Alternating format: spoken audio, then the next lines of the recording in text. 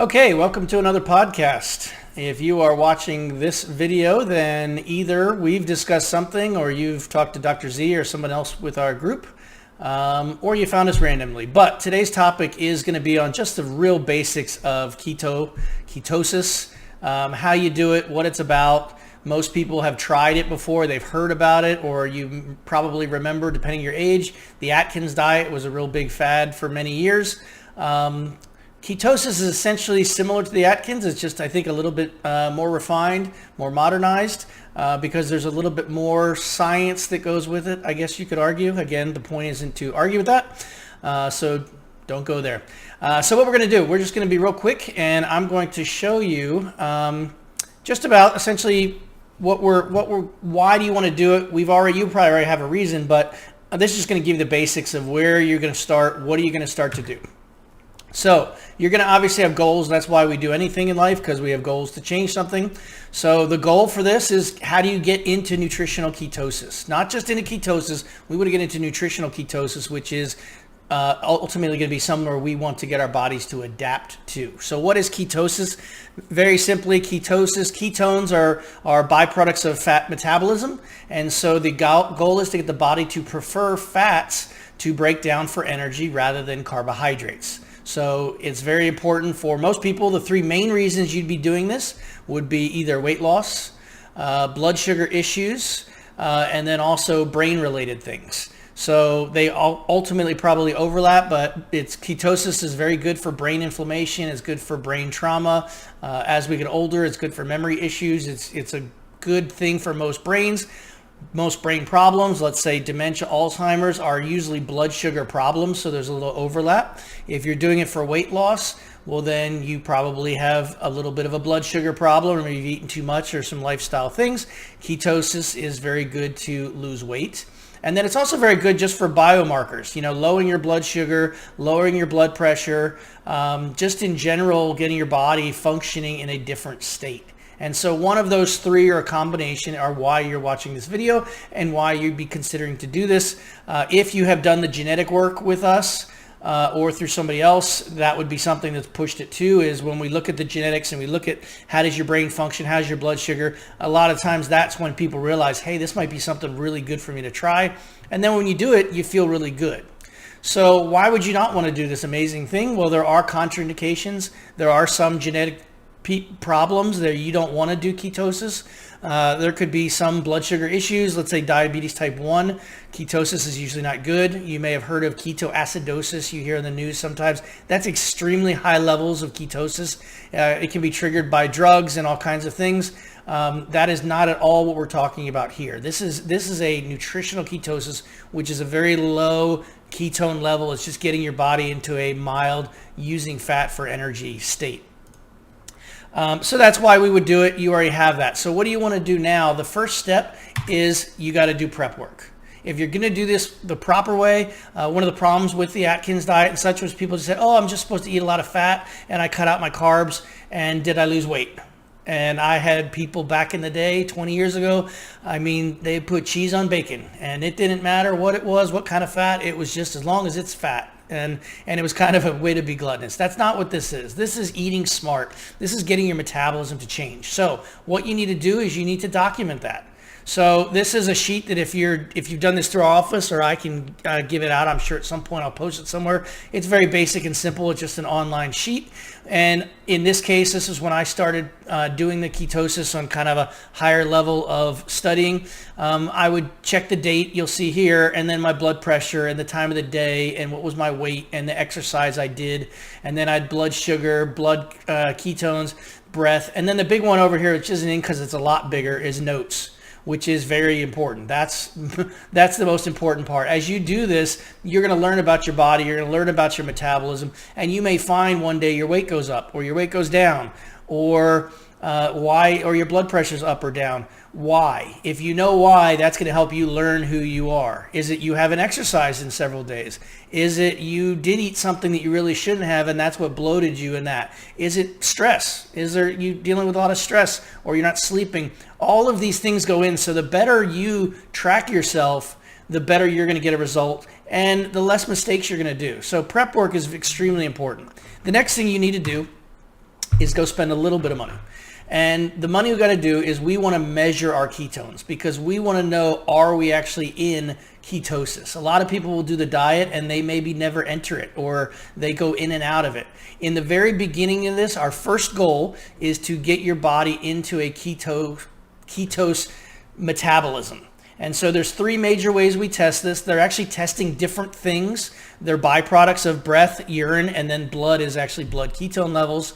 But the three you have here, the cheapest by far, is going to be the the urine strips. Here's $6 for 125 of them. You essentially just, when you got to pee, you pee on the stick, and then you wait 45 seconds, and you see, does it change color, and to what color it does.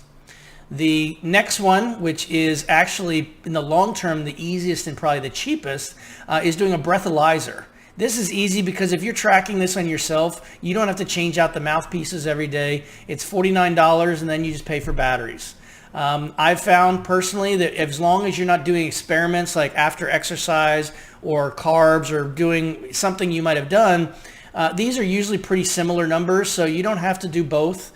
I started with the strips, and I went to the breathalyzer, and then I went to the N one, which is this bottom one here, which is the Keto Mojo. That's a particular company. They have other ones out there, which is blood. So you got to prick your finger and do a little drop of blood. What I like about this unit, for $45, it'll test both your blood sugar and your ketone levels, which is great, especially if you're doing this because you have kind of that insulin resistance. If you got blood sugar problems, or even people losing weight, you might want to know what your blood sugar is actually doing.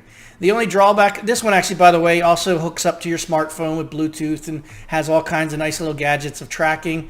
The only problem is that it is the most expensive by far. And the reason is those little strips are one-time use strips. The strips are about 50 cents a piece. So in the beginning, if you're testing a couple days a week, 5 days a week, it's $1 a day. Over time, once you get into an adapted state, you don't have to be that controlling about it. You're going to know you're in your state. You're going to learn your body, and you don't have to track all the time. You're going to want to only track when, let's say, you've done something you shouldn't have, or you're playing around, or you're trying to really learn something about maybe particularly what food or what combinations or if certain fats are better than others. That's really when you're going to need to do those. So you need to get one of these for sure. In most people, I just say just start with the strips or get the breathalyzer right up front if you know you definitely want to do it. If you don't have a blood sugar problem and you really hate pricking yourself, then don't worry about the last one. I do all three just because I'm trying to get this data for you for my other podcasts too. So how do you do it? Well, it depends. There's mainly three ways. What we want to do is we want to get your body into a state of ketosis, meaning your body suddenly is using up its carbs and says, I need energy, I'm going to use fat. If you have higher blood sugar, the first two you can do. The easiest one, probably for most people, is they do what's called intermittent fasting. Intermittent fasting is when you start to eat within a small window of the day, 8 hours, preferably 6 hours. So from 12 to 6 p.m., that's when you eat during the day. Other than that, you don't eat. So you're essentially fasting the other times. That's going to start for some people to potentially even put them into ketosis. But what you can do there, it's going to start to change your mentality of a metabolism of, I must eat breakfast, lunch, and dinner. I must do this. I must do that. Because a lot of people, especially on the higher blood sugars, insulin issues, they don't need to do that. They could eat one meal a day theoretically. So that's going to be for some people is the intermittent fasting to start. And so what you can do is you can start intermittent fasting, similar diet to what you have now, and then slowly just gradually change your diet. Slowly just change your diet into much higher fat, much lower carbohydrates. And we'll talk about it in 1 second. For the other people, which is the fastest way to get in, but again, you want to be healthy enough to do it, is doing a water and salt fast. And this is all you do is drink water and some salt until you're into ketosis, which for some people can be 2 days, it can be 3 days. I haven't yet seen 4, but anything's possible depending how insulin resistant. You want to be healthy enough for this. I've had people try this on their own and they throw off their electrolytes and they're in the hospital. It's mainly they just needed the salt. But if you can handle it and you're healthy enough, this is by far the fastest, easiest way to get yourself into ketosis. Then the third would be for people that are low blood sugar, hypoglycemic people, or if just your lifestyle doesn't fit that you can eat that way. If you need to eat multiple meals a day with your kids or with, technically you don't have to do that, but just there's certain lifestyles and certain jobs, you really probably need to eat regularly. So in that case, you would do that. You just would change your diet. You would just change where you're eating much, much lower carbs and proteins and a much higher fat diet. And so that's really what it is figuring out which are you going to start with, which is going to be your method of getting you into ketosis. So what's your diet? Your diet is very low carbs. It's 20 to 40 grams of carbohydrate a day. Some sources say up to 50, but again, you want to start low to get yourself into that phase until you learn your body. Then it's not a high paleo protein diet. Your body can turn some of the protein into carbohydrate fuel. So the real key is shifting to where you just get a lot more of your calorie intake from fats. So you're going to be eating a lot of vegetables. You're going to be eating lean meats. You're going to be similar to how a Mediterranean diet would be or a Paleolithic. You're just going to be, it's the ratios. And you're going to be doing a lot more oil. You're going to be wanting about 75% of your diet to be fat. It's very, very easy to do. All it means in my diet, I eat pretty clean, was I eat my vegetables, but I use extra oil. At the end of cooking, I use more oil, or I eat much more avocados and more olives. You could, if you made a shake or a smoothie in the morning, just add some MCT oil or olive oil. It's very, very easy to shift to having more fat. How much do you eat? You eat if you're hungry. And that's the wonderful thing about this is you really don't have to pay attention to how much, did I eat enough today? That if you're hungry, you're going to eat. And if you're not hungry, then you don't necessarily need to eat. So you eat to society. The biggest thing I think people make a mistake in the beginning is it is going to change your mineral content. You are going to dump salt a lot more than normal. So you're even calcium, magnesium, but sodium particularly, you're going to need a lot more of that.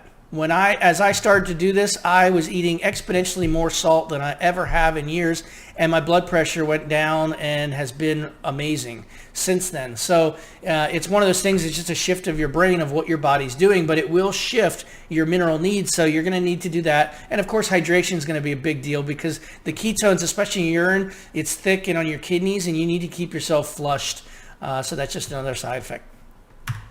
So this is your key. Your key is just to start with planning and then get yourself into ketosis. Once you're in ketosis, the goal then is to keep doing it until your body makes that shift, which again can be 3 weeks, 4 weeks, 5 weeks. It just depends. It's not this hard of a diet to do because once you're in ketosis, you want to stay there. When I first did it, I'd be checking all the time and I think, did I do this wrong? And it was a little anal retentive in sometimes, but then I started to realize, okay, no, I'm good. And that's what it is.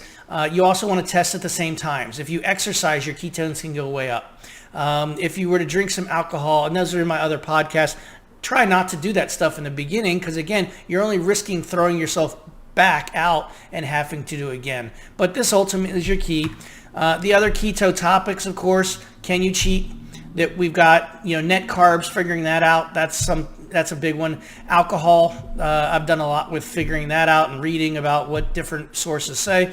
And then how to stop. This is another important one I just want you to put in the back of your head. If you're going to do this, whether it's for short term for weight loss, whether it's long term, you're going to change your metabolism. How you come back out of it is important too.